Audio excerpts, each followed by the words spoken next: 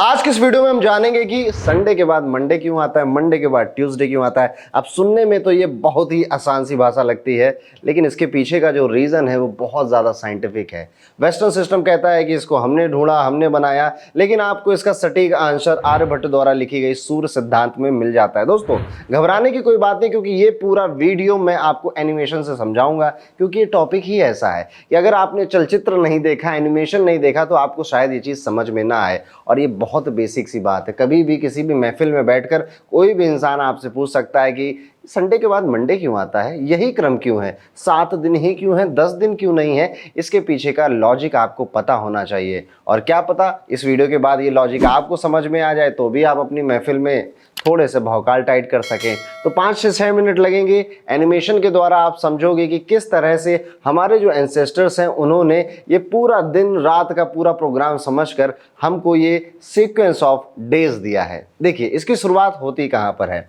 सबसे पहले इसकी शुरुआत होती है कि एक हफ्ते में जो 7 दिन हैं, इनके नाम कहाँ से आए हैं। कोई भी कॉमन सेंस वाला आदमी समझ जाएगा कि ये नाम 7 प्लैनेट से लिए गए हैं। वो 7 प्लैनेट्स जो कि एक्चुअल में सोलर सिस्टम में हमें दिखाई देते हैं, जिसमें सूर्य है, मंगल है, बृहस्पति है, चंद्रमा है और यहाँ पर शनि भी है। पृथ्वी नहीं है। पृथ्वी इसलिए नहीं है क्योंकि ये सारी चीजें पृथ्वी को केंद्र मानकर उसके सापेक्ष में की जा रही हैं, इस वजह से। शुक्र और बुध भी है इसी कैटेगरी में। राहु केतु इसलिए नहीं है क्योंकि वो एक छाया ग्रह है, वो हमें दिखाई नहीं देते। तो यहाँ पर 7, क्योंकि ज्योतिष में 7 ग्रहों की मान्यता है, इसलिए 7 दिन यहाँ से निकल कर आते हैं और उनके नाम भी उसी पे पड़े हैं। जैसे कि सूर्य को रवि बोला जाता है तो रविवार हो गया, चंद्रमा को सोम बोला जाता है तो सोमवार हो गया, ऐसे ही मंगल से मंगलवार, शनि से शनिवार, बुध से बुध और शुक्र से शुक्रवार हो गया। इस तरह से हमें अपने दिनों के नाम मिल गए। अब जो दूसरा क्वेश्चन मन में उठकर आता है वो ये है कि ठीक है, 7 दिन समझ में आया, इन दिनों के नाम भी कहाँ से आए हैं ये भी समझ में आया,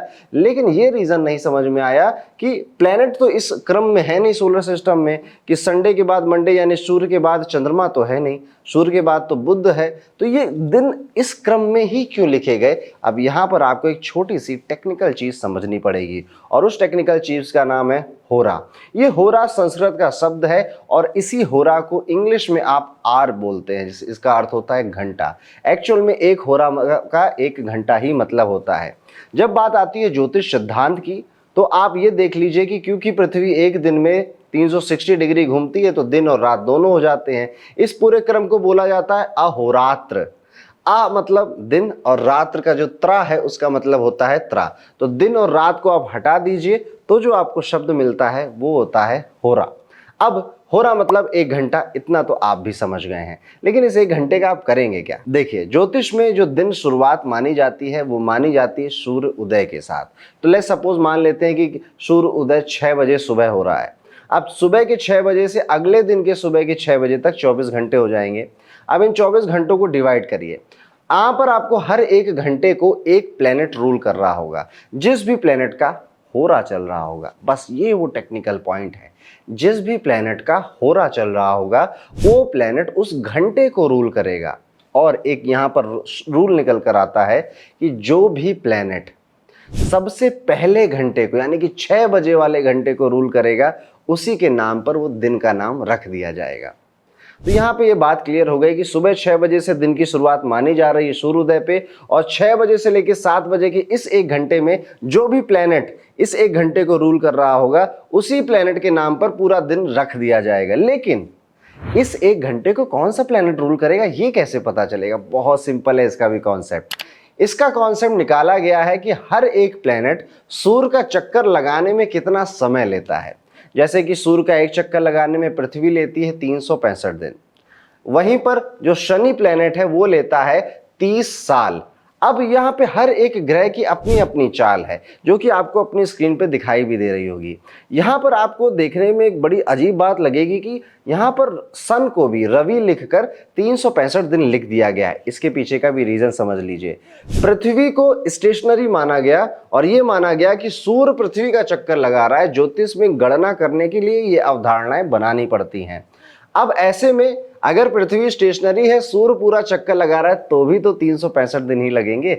इस वजह से यहाँ पर आपको सूर्य के आगे 365 लिखा हुआ दिख रहा है। और ऐसे ही आपको यहाँ पर चंद्रमा के 27 दिन दिखाई दे रहे हैं, क्योंकि पृथ्वी को सापेक्ष माना गया है और क्योंकि चंद्रमा पृथ्वी के 27 दिन में अमूमन 27-28 दिन में चक्कर लगा लेता है, इसलिए चंद्र के आपको यहाँ पर 27 दिन दिखाई दे रहे हैं। बस इतना सा कॉन्सेप्ट था। अब इनको आप एक डिसेंडिंग ऑर्डर में सेट कर दीजिए। तो सबसे पहले जिस प्लेनेट का नाम आएगा वो है शनि, उसके बाद आएगा गुरु, उसके बाद आएगा आपका मंगल, फिर आएगा रवि, उसके बाद शुक्र, बुध और अंत में आएगा चंद्र। तो अब आपको प्लेनेट का सीक्वेंस पता चल गया, जो कि उनकी सूर्य के चक्कर लगाने का या फिर पृथ्वी को सापेक्ष मानकर उसका चक्कर लगाने का समय है, जो कि एस्ट्रोनॉमी में फिक्स्ड है, चेंज नहीं होता। आप एस्ट्रोनॉमी की पुस्तकें उठा के देखेंगे तो भी आपको यही सब मिलेगा। अब क्या करना है, देखिए अब क्या होगा। लेट्स सपोज मान लेते हैं कि सूर्योदय के उस 1 घंटे में शनि का होरा चल रहा था, शनि उसे रूल कर रहा था। तो नेक्स्ट घंटा कौन रूल करेगा? गुरु। उसका नेक्स्ट घंटा कौन रूल करेगा? मंगल।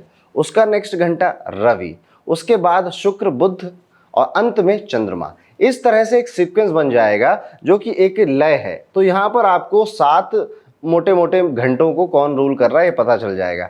अब चंद्र के बाद ना फिर से यही साइकिल रिपीट हो जाएगी। आप अपने स्क्रीन पे चल रहे पूरे चित्र में इसको आराम से समझ सकते हैं।